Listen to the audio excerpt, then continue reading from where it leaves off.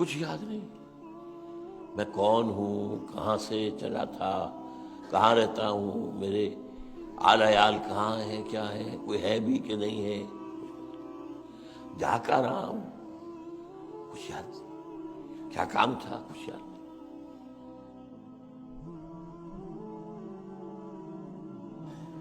مبدا جہاں سے ابتدا ہوئی، معاد جہاں لوٹ کر جانا ہے، انا للہ و انا الیہ راجعون۔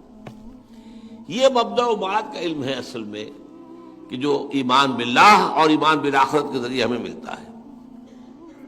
اگر یہ نہ سامنے ہو تو ہمارا حال ان لوگوں کا سا ہے، جس کی بڑی خوبصورت یہ شعر میں سنا چکا ہوں آپ کو۔ میں چاہتا ہوں جو میرے شاگرد ہیں، میرے چاہتے ہیں کہ اسی طرز پر دین کے کام کو آگے بڑھائیں، قرآن کی دعوت کو آگے پھیلائیں، یہ چیزیں اصل میں بڑی مؤثر ہوتی ہیں۔ حضور کا اپنا فرمان یہ ہے صلی اللہ علیہ وسلم، ان من الشعر لحکمۃ وان من البیان لسحرا، او کما قال صلی اللہ علیہ وسلم۔ بعض اشعار حکمت پر مبنی ہوتے ہیں اور بعض تقاریر جادو ہوتی ہیں۔ تو یہ جو اشعار علامہ اقبال کے ہوں یا اور اسی انداز کے، یہ حکمت کے موتی ہیں، اور ان سے آپ اپنی تقریر کو اگر مزین کریں گے، وہ لوگوں کے دلوں کے تاروں کو زیادہ قریب سے جا کر چھیڑے گی۔ سنی حکایت ہستی تو درمیاں سے سنی، نہ ابتدا کی خبر ہے نہ انتہا معلوم، کہاں سے آئے ہیں کچھ پتہ نہیں، کہاں جا رہے ہیں کچھ پتہ نہیں۔ زیادہ سے زیادہ یہی پتا ہے کہ اتنے سال پہلے اپنی ماں کی پیٹ میں 9 مہینے رہ کر آیا تھا دنیا میں، بس اس سے پہلے کیا کچھ نہیں پتا نہیں، اس سے پہلے کائنات کب سے کچھ پتا نہیں۔ یہ بھی معلوم ہے کہ قبر پر اتار دیا جاؤں گا ایک وقت میں، لیکن اس کے بعد کچھ کیا ہے کچھ پتا نہیں، کائنات کب تک رہے گی کچھ پتا نہیں۔ تو سنی حکایت ہستی تو درمیان سے سنی، نہ ابتدا کی خبر ہے نہ انتہا معلوم۔ اب اس کو میں ایک مثال سے بیان کیا کرتا ہوں، اس کو اپنے اوپر ذرا طاری کر کے سوچئے گا۔ فرض کیجئے آپ یہاں سے کراچی جا رہے ہیں، سفر کر رہے ہیں، ریل میں بیٹھے ہیں، آپ کو معلوم ہے آپ کا گھر بال بچے یہاں لاہور میں ہے، کراچی آپ فلاں کام کے لیے جا رہے ہیں، فلاں جگہ ٹھہرنا ہے، یہ ہے وہ ہے، سب آپ کے ذہن میں۔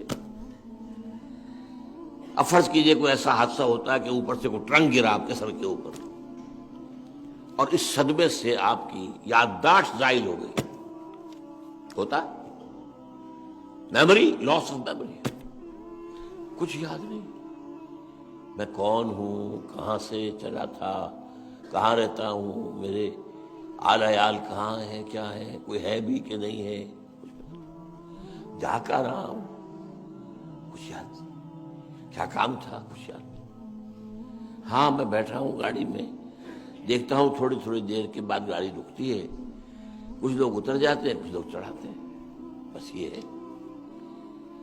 اب اس کو اپنے اوپر طاری کر کے سوچئے، کبھی میرے ساتھ گزرا ہے یہ معاملہ سن 1971 کی جنوری میں، چند گھنٹے کے لیے دیر بعد temporary loss of my memory, یہ میں نے اپنی کتاب میں تفصیلی واقعہ لکھا ہوا ہے، حساب کم و بیش میں، کہ کیوں ہوا تھا یہ بھی لکھا، اور جو الجھن مجھے اس زمانے میں ہوئی تھی ان دنوں میں، چند گھنٹوں میں، میں آج بیان نہیں کر سکتا۔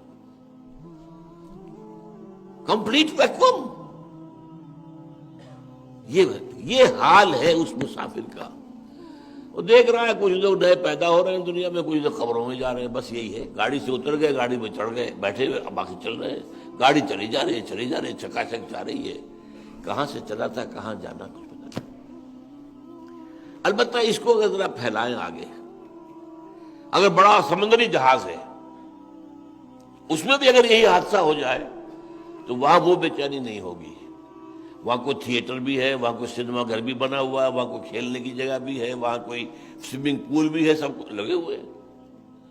تو یہ اب مبدا اور معاد کے علم کی طرف توجہ ہی نہیں ہوتی، سوچتا ہی نہیں آدمی میں کون کہاں ہوں، اسے اپنی میموری کے لاس کا احساس ہی نہیں ہوتا، مشغول لگا ہوا ہے اور غافل، ہر شے سے غافل۔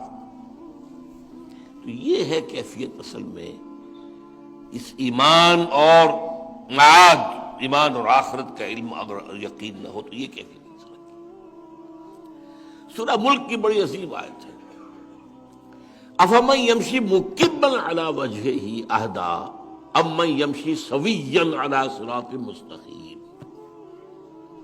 اللہ مثال دے رہا ہے ایک شخص جو اوندھے منہ زمین پر گھسٹ رہا ہے،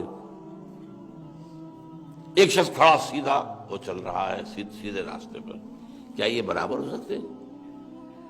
ہدایت یافتہ کون ہوگا؟